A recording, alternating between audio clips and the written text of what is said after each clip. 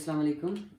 कैसे हैं आप सब? ठीक है जी। तो हमने पिछले लेक्चर में एटम को डिस्कस किया बड़ी डिटेल के साथ, और आज जो है हम डिस्कस करने जा रहे हैं मॉलिक्यूल को। तो अगर आप लोगों का कोई क्वेश्चन हो तो आप कमेंट सेक्शन में जो है मुझसे पूछ सकते हैं। तो आइए स्टार्ट करते हैं मॉलिक्यूल के बारे में। उससे पहले हम थोड़ा प्रीवियस जाते हैं, हमने पिछले लेक्चर्स में क्या पढ़ा था। तो हमने देखा था कि केमिस्ट्री जो है वो मैटर और उसकी कंपोजिशन का जो मुताला है, हमने उसको केमिस्ट्री का नाम दिया था कि मैटर किस तरह मिल के बना होता है। ठीक है। उसके बाद हमने टाइप्स ऑफ मैटर को देखा। There are two types of matter, pure matter और इम्प्योर मैटर। जो प्योर मैटर था उसे हमने सब्सटेंस का नाम दिया, और जो इम्प्योर मैटर था उसे हमने मिक्सचर का नाम दिया। सब्सटेंस को हम यहाँ पर जो है स्टडी करेंगे, जबकि मिक्सचर को हम chapter number 9 in the form of solution जो है स्टडी करेंगे। ठीक है। और जो सब्सटेंस था, हमने सब्सटेंस को देखा कि सब्सटेंस को अगर हम डिवाइड करें या तो ये एलिमेंट से बना हो सकता है या फिर कंपाउंड से मिलकर बना हो सकता है। और उसके बाद हमने देखा कि एलिमेंट का जो स्मॉलेस्ट पार्टिकल है वो एटम है, और दूसरी तरफ कंपाउंड दो तरह के थे, कोवलेंट कंपाउंड और आयोनिक कंपाउंड। ठीक है। कोवलेंट कंपाउंड का जो स्मॉलेस्ट पार्टिकल था वो मॉलिक्यूल था, और आयोनिक कंपाउंड का जो स्मॉलेस्ट पार्टिकल था वो आयन था। आज हम थोड़ा सा डिटेल में जाते हैं, इसके लिटिल बिट थोड़ा मजीद देखते हैं। एलिमेंट जो है ये दो तरह के हो सकते हैं। हमारे पीरियोडिक टेबल में 118 एलिमेंट्स मौजूद हैं। उनमें से कुछ जो एलिमेंट्स हैं वो मेटल हैं और कुछ एलिमेंट्स नॉन मेटल हैं। मतलब एलिमेंट दो तरह के हैं, मेटल या फिर नॉन मेटल। अब आप लोगों ने किस तरह याद रखना है मेटल्स को और किस तरह याद रखना है नॉन मेटल्स को, तो मैं एक छोटी सी जो है जिसका नाम एंड हो यूएम पर, पीरियोडिक टेबल में जितने भी एलिमेंट्स हैं उनमें से जिनका नाम यूएम पे एंड होता है वो होती हैं मेटल, और जिनका नाम यूएम पे एंड नहीं होता वो है नॉन मेटल। ये 100% करेक्ट नहीं है, लेकिन 99% जो मेटल्स मौजूद हैं उनका नाम यूएम पे एंड होता है। कुछ मेटल्स ऐसे हैं जिनका नाम यूएम पे नहीं एंड होता, लेकिन आपके लेवल तक आप सिर्फ इतना याद रखिए कि जिनका नाम यूएम पे एंड हो जाए वो मेटल होंगी, जिनका नाम एंड जो है यूएम पे नहीं होता वो नॉन मेटल होंगी। कैसे? जैसा कि सोडियम है, सोडियम का नाम यूएम पे एंड हो रहा है तो ये एक मेटल है। इसी तरह पोटेशियम है, रुबिडियम है, सीजियम है, लिथियम है, ये सारे मैग्नीशियम है, इनका नाम यूएम पे एंड हो रहा है तो ये वाली क्या चीजें हैं? ये मेटल हैं। लेकिन दो मेटल ऐसी हैं, एक एक्सेप्शन केस है, जिनका नाम तो यूएन पे एंड होता है लेकिन वो मेटल नहीं है, नॉन मेटल है। जैसे एक है हीलियम और दूसरी है सेलेनियम। हीलियम और सेलेनियम, इनका नाम तो यूएम पे एंड होता है लेकिन ये नॉन मेटल है। तो मेटल को आपने याद रखना, जिनका नाम यूएम पे एंड हो वो मेटल है, नहीं होता तो वो नॉन मेटल है, सिवाय इन दो मेटल के, दो नॉन मेटल के, हीलियम और सेलेनियम के। उसके बाद नॉन मेटल ऑक्सीजन है, नाइट्रोजन है, फ्लोरीन, ये सारे इनका नाम यूएम पे एंड नहीं होता तो वो होंगी नॉन मेटल। ठीक है। अब इसका ताल्लुक जो मेटल और नॉन मेटल का ताल्लुक है वो इनके साथ भी है, कोवलेंट कंपाउंड और आयोनिक कंपाउंड के साथ। अब आपने याद किस तरह, आपको कोई मालिक जो है केमिकल फार्मूला देख के कैसे पता चलेगा कि वो जो कंपाउंड है वो कोवलेंट कंपाउंड है या फिर आयोनिक कंपाउंड है? तो याद रखें, वो वाले कंपाउंड जिनके अंदर एक नॉन मेटल हो और दूसरी बिना, मतलब दो नॉन मेटल से मिलकर जो कंपाउंड बना हो वो होगा कोवलेंट कंपाउंड। इसी तरह अगर कोई कंपाउंड ऐसा है जिसके अंदर एक मेटल है और दूसरी नॉन मेटल है तो वो जो कंपाउंड होगा वो आयोनिक कंपाउंड होगा। कैसे? इसकी एग्जांपल देखते हैं। जैसे कि वाटर H2O। अब इसमें सबसे पहले ये देखते हैं हाइड्रोजन को। हाइड्रोजन का नाम यूएन पे एंड नहीं हो रहा तो ये एक नॉन मेटल है। इसी तरह ऑक्सीजन को देखें, इसका नाम भी यूएन पे एंड नहीं हो रहा तो ये भी एक नॉन मेटल है। इसका मतलब है कि ये जो कंपाउंड है ये दोनों नॉन मेटल से मिलकर बना है, इसलिए हम इसको कहेंगे ये एक कोवलेंट कंपाउंड है। ठीक है। और कोवलेंट कंपाउंड का स्मॉलेस्ट पार्टिकल होता है मॉलिक्यूल। इसका मतलब है ये मॉलिक्यूल है, इसको हम आयन नहीं कह सकते। ये आप लोगों ने बात याद रखनी है, हमेशा कोवलेंट कंपाउंड को आप मॉलिक्यूल कहेंगे, आयन कभी नहीं कह सकते। तो वाटर के आप कह सकते हैं 50 ग्राम मॉलिक्यूल। ठीक है। 50 ग्राम आयन नहीं कह सकते। इसी तरह कार्बन डाइऑक्साइड है, कार्बन का नाम एंड जो है नाम यूएम पे एंड नहीं होता, ये भी नॉन मेटल है। ऑक्सीजन भी नॉन मेटल है, तो दो नॉन मेटल मिली है तो कार्बन डाइऑक्साइड भी एक कोवलेंट कंपाउंड है। और इनका स्मॉलेस्ट पार्टिकल हमने पहले भी बात की है कि मॉलिक्यूल है। उसके बाद आयोनिक कंपाउंड में देखें, एक मेटल हो और दूसरी नॉन मेटल हो, ये आयोनिक कंपाउंड बनाएंगे। जरा देखते हैं इसकी एक एग्जांपल। सोडियम क्लोराइड को देखें तो पहले नंबर पे है सोडियम, इसका नाम यूएम पे एंड हो रहा है तो इसका मतलब है ये मेटल है, क्लोरीन, क्लोरीन का नाम यूएम पे नहीं एंड हो रहा, तो ये एक नॉन मेटल है। एक मेटल मिली, दूसरी नॉन मेटल मिली, तो ये जो कंपाउंड बन रहा है इसे कहते हैं आयोनिक कंपाउंड। अब यहाँ पर हम ऐसा नहीं कह सकते कि सोडियम क्लोराइड के जो है 50 ग्राम मॉलिक्यूल, हम इसको मॉलिक्यूल का नाम नहीं दे सकते, हम इसको आयन का नाम देते हैं। ये आपने याद रखना है, हमेशा कोवलेंट कंपाउंड के जो मॉलिक्यूल नाम देते हैं आयनिक को हम आयन कहते हैं। तो सोडियम क्लोराइड ये एक आयोनिक कंपाउंड है। इसी तरह पोटाशियम क्लोराइड, पोटाशियम एक मेटल है, क्लोरीन एक जो है नॉन मेटल है। मेटल और नॉन मेटल मिले तो इन्होंने एक आयोनिक कंपाउंड बना दिया। तो ये आपने डिफरेंस याद रखना है मेटल और नॉन मेटल के अंदर भी, और कोवलेंट और आयोनिक कंपाउंड के अंदर भी। ये इस तरह आप आसानी के साथ किसी भी कंपाउंड को देख के बता सकते हैं कि वो कोवलेंट कंपाउंड है या फिर आयोनिक कंपाउंड है। उसके बाद हमने एटम को जो एलिमेंट का स्मॉलेस्ट पार्टिकल था उसको हमने डिटेल के साथ डिस्कस किया। आज हम जो कोवलेंट कंपाउंड का स्मॉलेस्ट पार्टिकल है जो कि मॉलिक्यूल है, इसको हम डिटेल के साथ डिस्कस करते हैं। तो सबसे पहले मॉलिक्यूल की डेफिनेशन को देखते हैं। तो जैसे कि यहाँ से भी जाहिर है कि कोवलेंट कंपाउंड का जो है स्मॉलेस्ट पार्टिकल है। और उसके बाद एक और बात आपने ऐड करनी है कि ये जो मॉलिक्यूल है आज़ादाना तौर पर रह सकते हैं, ठीक है। इनको कोई जरूरत नहीं होती किसी दूसरे मॉलिक्यूल के साथ या किसी दूसरे एटम के साथ जुड़ के रहेंगे, आज़ादाना तौर पर अपना वजूद बरकरार रख सकते हैं। तो मॉलिक्यूल की डेफिनेशन होगी the smallest part of covalent compound which exist independently.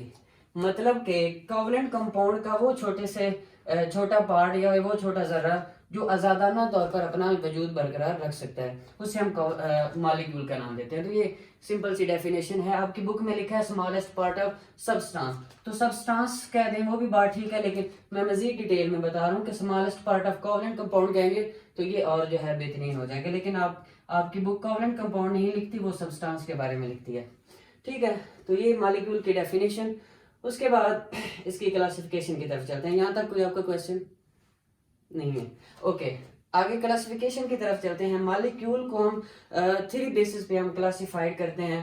On the basis of types of atom, number 1। दूसरी जो क्लासिफाई इसको करते हैं वो करते हैं on the basis of number of atom. और थर्ड जो हम इसको क्लासिफाई करते हैं on the basis of size of atom. तो एक एक करके हम इनको डिटेल के साथ डिस्कस करते हैं। सबसे पहले जिसकी क्लासिफिकेशन है on the basis of types of atom. तो अगर हम इसकी क्लासिफाइज को करें तो 2 टाइप्स ऑफ मॉलिक्यूल्स हैं on the basis of types of atom, homo atomic molecule और हीटेरो एटॉमिक मॉलिक्यूल।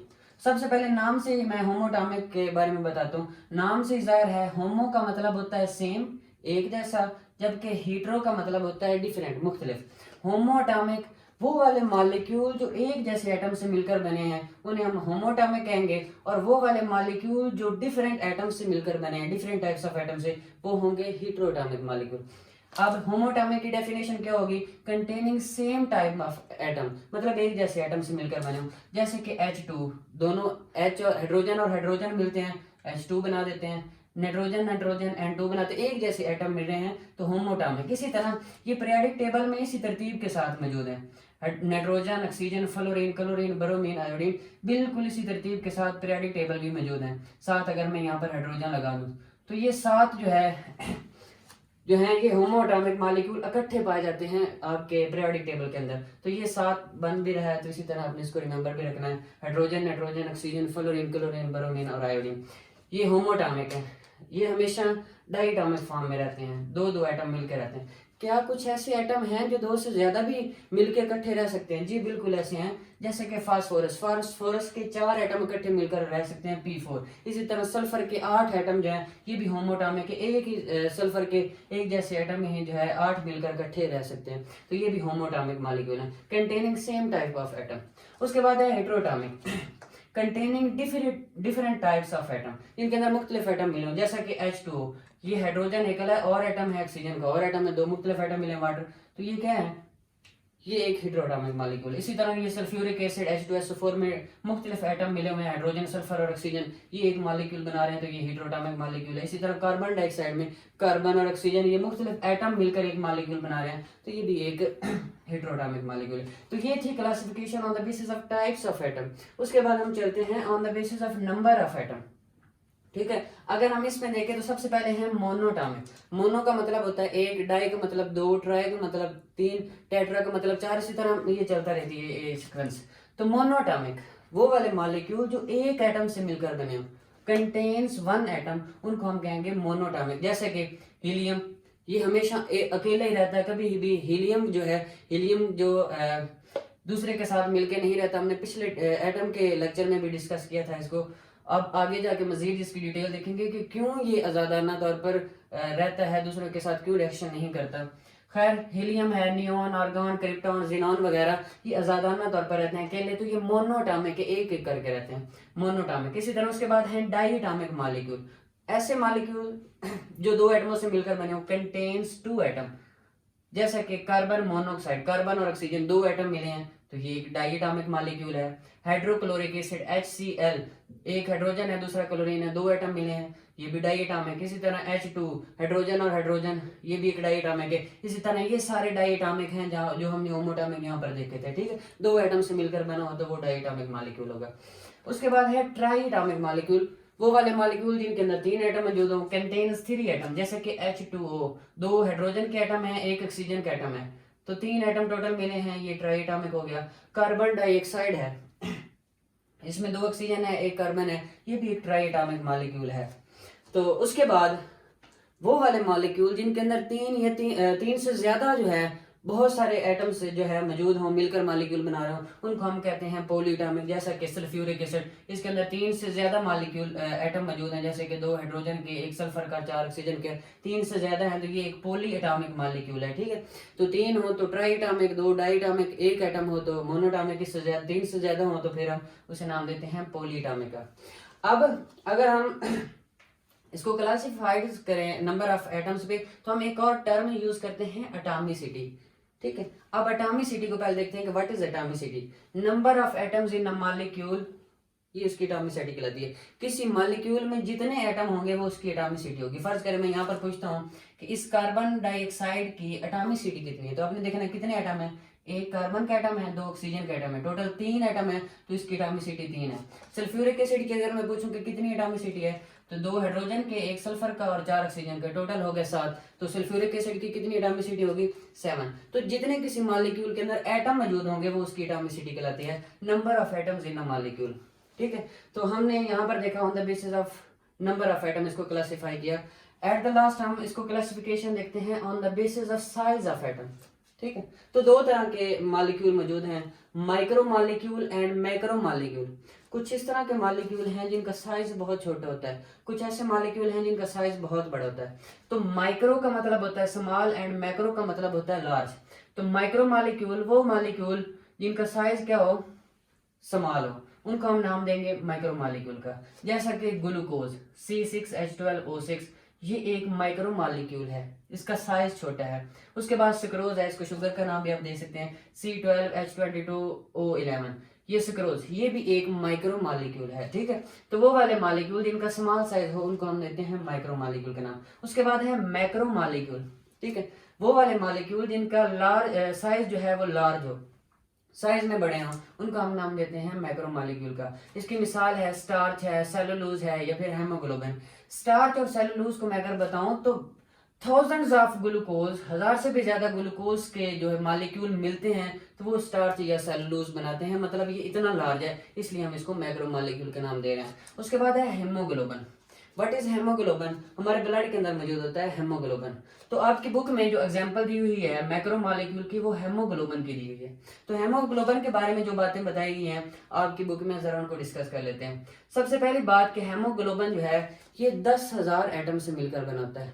हेमोग्लोबिन का एक मॉलिक्यूल 10,000 एटम से मिलकर बना होता है। तो अगर यहाँ पर एक बोर्ड में क्वेश्चन आता है आपके एग्जाम में कि हेमोग्लोबिन का जो मॉलिक्यूल है इसकी एटॉमिसिटी कितनी है, तो आपको पता है कि number of atoms in a molecule, जितने एटम होंगे उसकी एटॉमिसिटी होगी। तो हेमोग्लोबिन के मॉलिक्यूल में 10,000 एटम है तो इसकी एटॉमिसिटी भी 10,000 ही होगी, ये आपने याद रखना है।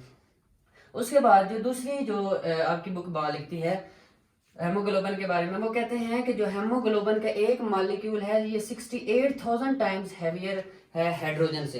क्या मतलब है इसका, जरा यहाँ पर देखते हैं।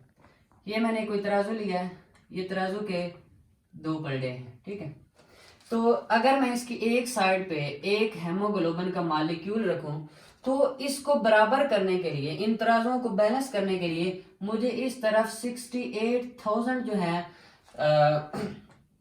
हाइड्रोजन रखें, तब जाके ये बैलेंस होगा। इसका मतलब है कि एक मालिक्यूल जो है हेमोग्लोबिन का, उसका वेट बराबर है 68,000 हाइड्रोजन के बराबर, तब जाके इक्वल होते हैं। तो यही हम कहते हैं कि 68 टाइम्स हैवियर देन हाइड्रोजन। मजीद फिर भी ये थोड़ा बहुत इससे हैवियर होगा, लेकिन इसको बैलेंस करने के लिए 68,000 जो है हाइड्रोजन जरूरत होती है। तो ये दूसरी बात। उसके बाद एट द लास्ट है फंक्शन क्या है हेमोग्लोबिन का। तो अगर बायोलॉजी के स्टूडेंट हैं तो आपको अच्छी तरह पता होगा, लेकिन मैं साथ बता देता हूँ कि हेमोग्लोबिन का फंक्शन जो है, इसका काम होता है हमारे फेफड़ों के अंदर से ऑक्सीजन को एब्जॉर्ब करना और हमारे पूरे जिस्म को ऑक्सीजन पहुंचाना। ये काम होता है हेमोग्लोबिन का। तो ये कुछ मॉलिक्यूल के बारे में जो बातें थी आपके बुक के अंदर, और कुछ एक दो बातें मैंने बाहर से इसके अंदर ऐड की हैं। अगर आप लोगों का कोई क्वेश्चन हो तो आप कमेंट के अंदर पूछ सकते हैं। मजीद मिलते हैं इंशाल्लाह नेक्स्ट लेक्चर में। अल्लाह हाफिज़।